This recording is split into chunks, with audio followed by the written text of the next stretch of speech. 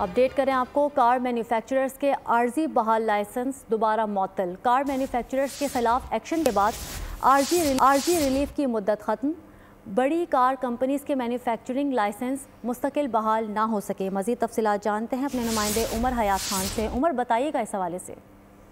जी बिल्कुल, car manufacturers के आर्जी बहाल लाइसेंस जो है वो दोबारा मुअत्तल कर दिए गए हैं और कार मैन्युफैक्चरर्स के खिलाफ एक्शन के बाद दिए जाने वाले आर्जी रिलीफ की जो मुद्दत है वो खत्म हो गई है और बड़ी कार कंपनी की मैन्युफैक्चरिंग लाइसेंस मुस्तकिल बहाल नहीं हो सके। बड़ी तीन कार कंपनियों ने बिजनेस प्लान जो है वो जमा करा दिया था और अभी तक कंपनियों के जमा कराए गए प्लान पर फैसला नहीं हुआ। ज़राए वज़ारत सनअत व पैदावार का ये बताना है और कार कंपनियों के मैन्युफैक्चरिंग लाइसेंस जो है वो 31 दिसंबर 2023 तक आर्जी तौर पर बहाल किए गए थे और कार मैन्युफैक्चरर्स के मुअत्तल शुदा लाइसेंस आर्जी बहाल किए गए थे। कार मैन्युफैक्चरर्स से 31 दिसंबर 2023 तक बिजनेस प्लान जो है वो तलब किया गया था। गाड़ियों की एक्सपोर्ट लोकलाइजेशन से मुतालिक शराइत जो है वो पूरी ना करने पर कार्रवाई की गई थी और इसके साथ साथ कारसाज कंपनियों ने गाड़ियों की मकामी सतह पर पैदावार को नहीं बढ़ाया और कारसाज कंपनियां जो है वो 2% एक्सपोर्ट से मुतालिक शर्त भी पूरी नहीं कर पाई और कारसाज कंपनियां जो है गाड़ियों के आलात और पार्ट जो है मकामी सतह पर तैयार करने की पाबंद है। जी ठीक है, बहुत शुक्रिया उमर हयात खान आपका।